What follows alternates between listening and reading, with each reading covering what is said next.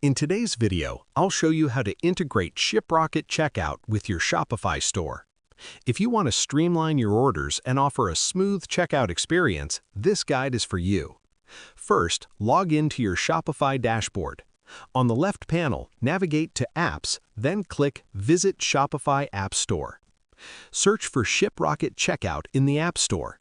Once you find it, click Add App and follow the prompts to install it on your store. After installation, open the Shiprocket Checkout app from your Shopify apps list. You'll need to log into your Shiprocket account or create one if you haven't already. Next, configure the integration settings. Choose your preferred payment methods, set up shipping options, and customize the checkout experience to match your store branding. Once everything is set, save your settings.